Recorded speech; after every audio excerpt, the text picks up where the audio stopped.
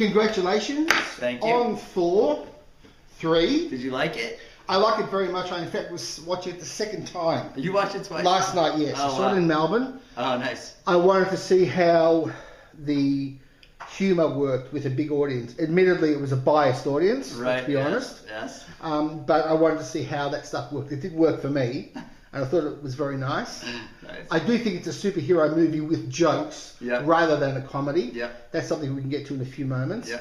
I do want to just say right up front first, Yes. when I say congratulations on the film, I'm being very, very sincere. Oh, thank you. The measure of my sincerity is that I went on record saying that Age of Ultron was a $250 million pile of poo. I thought that film was terrible for a whole raft of reasons. So I thought Thor was genuinely a good franchise multiplex film. We'll get into the film specifically in a moment, but I just wanted to ask you something I've always wanted to ask.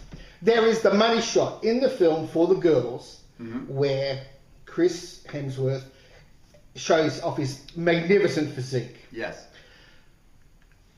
I want to know, that's got to be contractually obliged. I'm presuming that, can you just tell us as a producer, the contractual obligation that a headline star has to stay in that kind of shape?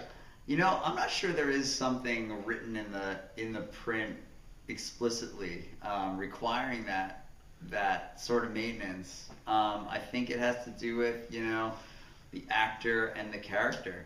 And Chris really, you know, he is an amazing looking guy, and he's got incredible physique, and I think he knows that in playing Thor, part of it is showing that off. And it's one of the draws to the character. Yes. Is that you know, he's got this amazing exterior, but you know, it's the comedy and the heart and the human spirit that he brings to the character. But I mean, I'm asking you frankly, and if you don't know, that's fine. Yeah. But one presumes that there's a clause somewhere that says you're not going to turn up on the set 20 kilos overweight because you've been on these kebab binges. You are obliged to stay within a weight range and the shape for the role. I don't know if there's an actual clause. It's something I got to find out. No worries. You know, to see if there's actually something we write into the fine print. Brad, what did you think of the film? I love it. You know, if people love the movie a fraction of the amount that I love it, we're in good shape. Distinguish it from all the other franchise multiplex films that are pounded down our throats every second week. You know, we wanted to make a movie that gave us the same feeling we had when we saw, you know, the movies we loved when we were growing up in the 80s. You know, such as, you know, Indiana Jones, Back to the Future, Star Wars, Karate Kid, Big Trouble in Little China. You know, these are the kind of films that, you know, as Taika says, made us like want to run out to the playground and you know, jump off the highest structure there, and have our own adventures, and that's what we wanted to do. Okay. Just firstly, kudos to mentioning Big Trouble in Little China. I think you, me, and the director are the only people who went to see that film, but kudos for that reference. I know, poor John Carpenter. He's made some of the best movies in history, and you know, they didn't have the box office success that they deserve, but his legacy is strong. Now, the humor obviously is a big part of this film, and obviously it's going to be a big draw. Can you tell me, though, about the nature of the cheekiness in the film, and how much that cheekiness has to be contained? Because I'm presuming that as cheeky as the director wants to get and as the actors want to get, it is still a very, very lucrative asset, an important asset, and that they have to stick to a template, to a shot list or a list of things that they must hit in the film. That's got to be the case. They can be fun, and cheeky, but not to mess with the template, that they still have to deliver all the things that we expect from superhero movies. I gotta say that, you know, from the very beginning of Marvel Studios, we've been highly experimental. If you go back to Iron Man 1, the set on that film, you had a director in Jon Favreau who had experience in improv comedy and was fearless in terms of dialogue, and an actor in Robert Downey Jr. that also would try to find the heart of the scene from many different angles. And so from the very beginning, we've never felt like we were strictly had to abide, the script in that way. And I think it runs through all of our films, and you can see a level of humanity in our characters that is born from a willingness to find new angles into the story, even on the day, even in post-production. I don't think we ever stop developing and writing the movie until it's released. A director like Taika Waititi he's born of that world, and he's able to, working on set with him, he would get the dialogue as written, but then he would find 100 different ways to kind of find the heart of the scene, and you can't do that unless you understand fundamentally what the scene is about, what the characters want, what the conflict is, and he feels all that so incredibly well, and that's what allows him to kind of play in the scene and find different angles. Let me suggest to you then, though, that in terms of lines that they can't cross, I'm presuming that one of the lines is you can make fun with the character, have fun with the character, don't make fun of the character, because then you start to actually hurt the brand. Is that a fair comment? I think it's more about the stakes of the story. I think the key is that the character can be funny and be sarcastic and be ironic in the face of danger, as we know from Tony Stark or Peter Quill or countless other Marvel characters, and Thor in this movie certainly is.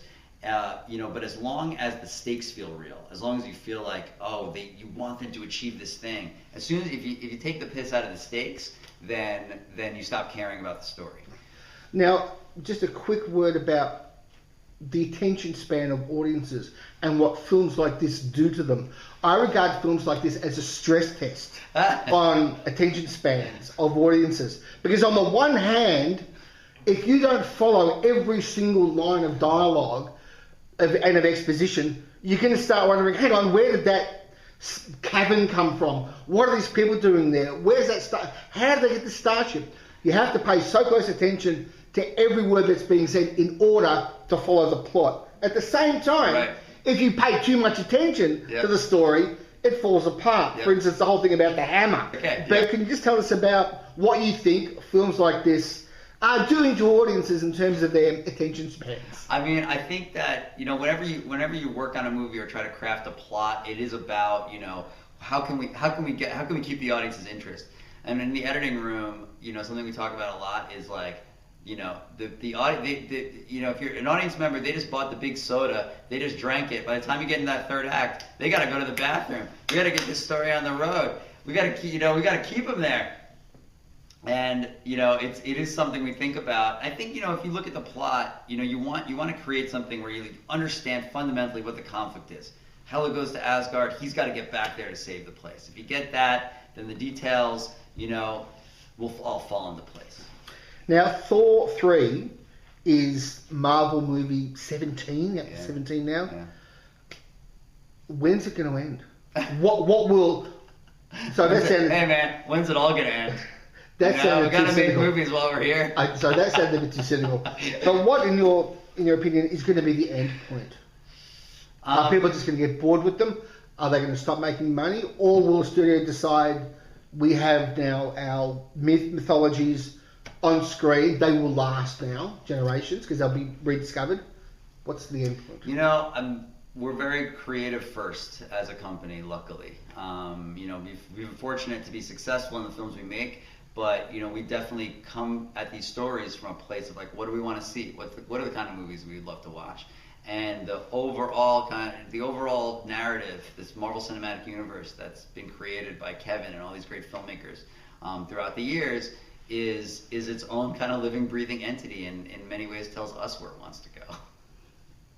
Meaning that what you think that the audiences will just keep going to these things, or I hope the audience still keeps coming out and seeing our films as we make them. But as long as we keep hiring interesting filmmakers like Taika, like the Russo brothers, like Peyton Reed, like Joss Whedon, like Jon Favreau, like James Gunn, like all these filmmakers that we've had, put their fingerprint on our universe. And we're able to look at this thing through multiple lenses. Hopefully we can find new and surprising ways to explore. do you think that these films, and Thor 3 in particular, do they think that they actually have a moral value, that people don't just regard them as disposable popcorn films? Do you think that people actually take away something that's a little bit deeper?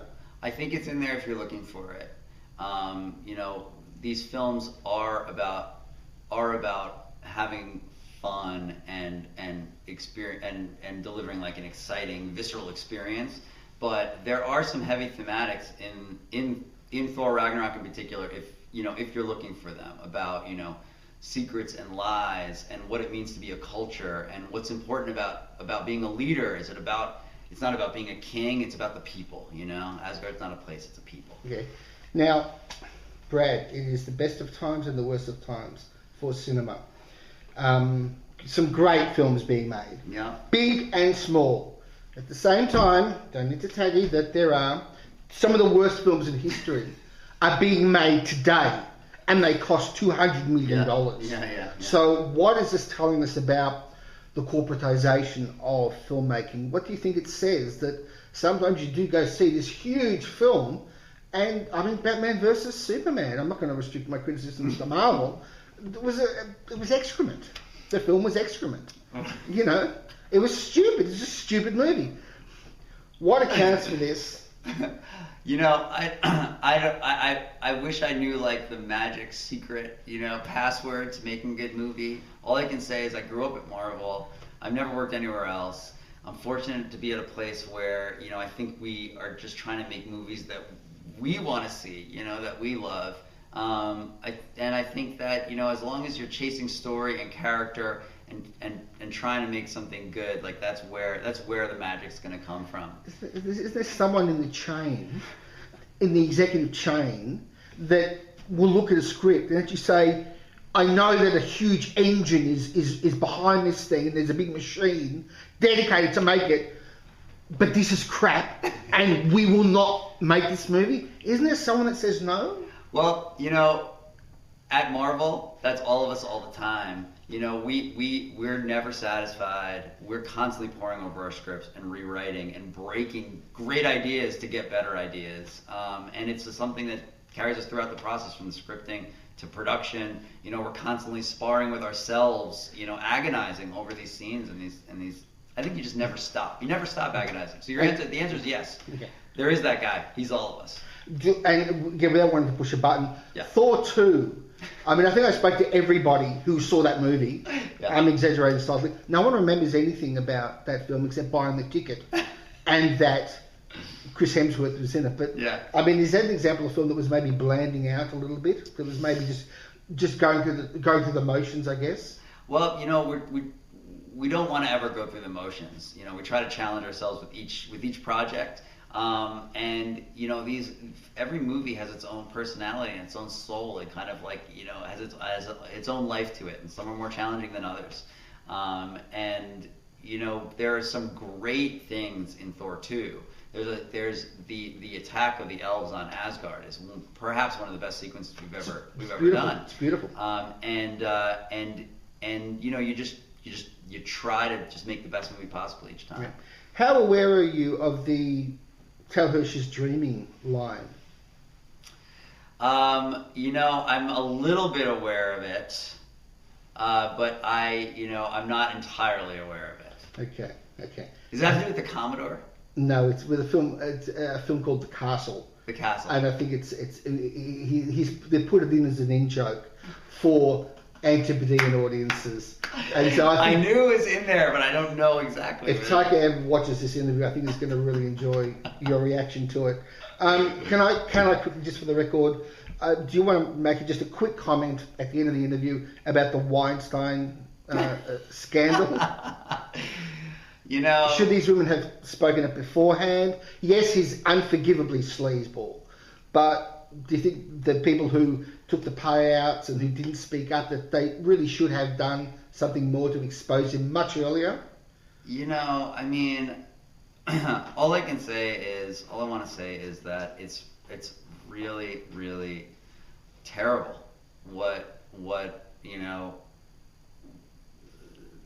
the way some people will abuse their power, and it's it's a sad state of affairs. Enjoyed very much the warrior woman who's in this film, and it's great to see more women in great roles in these films. I'm just keen to know how sensitive you are, though, given the success of Wonder Woman, to make sure that those characters don't turn into blandly heroic, always getting it right, always victorious, always equal with the men kind of cliches. Because that's a big danger now, that whenever you see a woman fighting on the side of good in these films, that they will always, run that checklist of, she's equal to the man, she's power, she can hold stuff in a fight, blah, blah, blah, blah, blah. That you might lose the vulnerability that makes the character real. Well, I think all great characters are flawed. If you look at the history of the Marvel comics, our characters are always have these fundamental character flaws that could end up having tragic results for them. You look at a character like Valkyrie, yeah, she's as powerful as Thor. She's a great warrior, she's a great fighter. She's also an alcoholic. She's also running away from her responsibility, and she's got a lot to learn over the course of this movie. Hela, who is invulnerable. She fails to see the flaws in herself as a leader, and